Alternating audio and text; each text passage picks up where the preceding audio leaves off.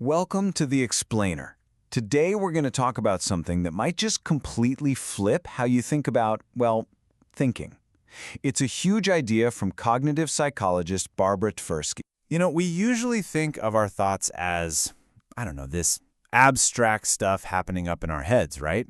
Totally separate from the physical world. But what if that's just completely wrong? So this is Tversky's big, bold idea. She's saying that spatial thinking, that's literally just how we move around and interact with things, is the foundation for all of our other, more complicated thoughts. Yeah, not just some of them, all of them. So what's she really saying? Well, think about it. Before we have words, before we have complex ideas, what do we have? We have our bodies. A baby learns so much just by moving around and grabbing things. And that physical experience, Tversky argues, is the bedrock. It's a starting point for everything else. All right, let's get into the proof. That's a huge claim, right? So how do we back it up? Well, the evidence actually starts deep inside the brain, and it's tied to a Nobel Prize-winning discovery. Okay, so this discovery was a total game changer. First, scientists found these things in rats called place cells. Think of them like little GPS pins in the brain that fire off for specific spots, like, I'm by the food bowl now. Then they found grid cells, which are even cooler. They create a whole coordinate system, like a map of the entire space. But here's the leap, the really mind-blowing part. In us, in humans, that exact same brain hardware isn't just for mapping physical space, we use it to map abstract things, our relationships, events, big ideas. We're literally organizing them in a mental space. And Tversky has this great way of putting it. She says it's like our hippocampus creates these little checkers for ideas, and the grid cells are the checkerboard. Our brain literally puts our ideas on a map and organizes them. So the very same bit of brain you use to find your way to the kitchen is what you use to navigate an argument or figure out your social circle. Okay, so if thinking really is spatial, we should be able to, see it, right? See it happening. And it turns out we can. You just have to look at your own hands. Seriously, think about it for a second. The last time you tried to give someone directions or explain something really tricky, what were your hands doing?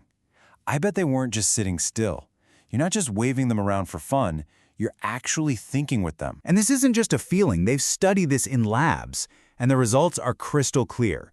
They had students study this complex description of a place, and get this, a huge number of them, like 75%, just started gesturing on their own. They trace lines in the air for paths, poke the air to show where landmarks were. And yep, you guessed it, they did better on the test. But when the researchers told them to literally sit on their hands, their performance tanked. And this quote from one of the participants just says it all. I can't think without my hands. See? It really gets to the core of it. Gesturing isn't just some extra thing we do. It's not just a little show for other people. It's part of the thinking. So when you take that tool away, people feel stuck. It feels like they can't even form the thought because they're literally building a model of the idea with their hands right there in the moment. And it's not just about us either. It's about how we help other people understand. There was this one study where people watched someone explain how a car engine works.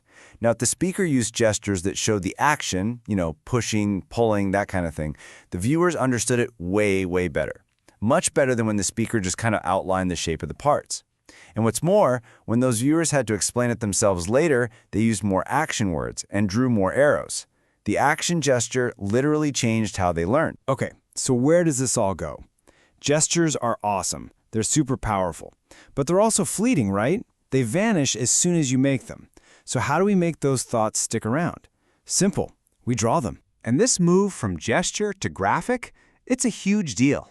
A gesture is an action, but a drawing, that's an artifact. It takes that thought right out of your hands and makes it permanent.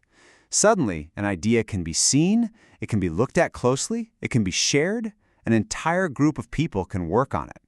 Tversky actually says that this is the first solid evidence we have for symbolic thinking. And what's wild is that when we draw these diagrams, we all kind of use the same secret, intuitive language. They're not just random squiggles on a page. We all know a dot is a thing or a place. A line connects things. A box or a circle groups things together.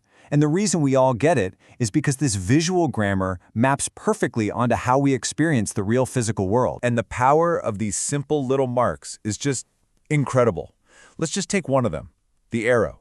Just watch what happens when you add a single arrow to a diagram. So when you show people a drawing of something like a bicycle pump, but with no arrows, they describe what it is. They'll say, okay, the piston is inside the cylinder. It's about structure.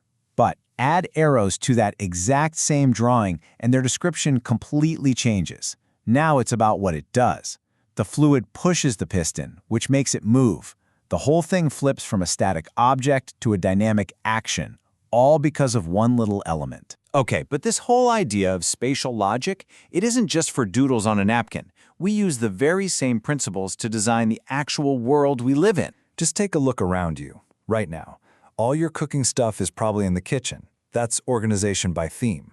All your plates are likely stacked together. That's organization by category. Maybe your books are in alphabetical order. And think about a city grid or the aisles in a supermarket. We are constantly and often unconsciously arranging our world using the exact same logic we use to draw a diagram. And this is where we get to Tversky's ultimate, beautiful point. It's not just that we put our minds in the world. We actually design the world with our minds. The world itself becomes the physical diagram that we live inside. Tversky even has a name for this whole process, this amazing feedback loop. She calls it fraction. It's a continuous cycle that links space, action, and abstraction. Think about it. Our actions out in the world create abstract ideas in our head. We then use those ideas to design the world around us, which then creates new spaces for us to act in. It's this incredible engine that connects our physical bodies all the way up to our most complex thoughts. So, what's the big takeaway here? Well, the next time you find yourself pacing around the room trying to figure something out, or you grab a pen to sketch an idea on a napkin, remember, that's not just you being fidgety. You are literally thinking with your body. You're using the most fundamental cognitive tool we have. And that leaves us with a really powerful question to chew on. If the way we move really does shape how we think, what could you change about your own space or your own actions to think in a totally new way?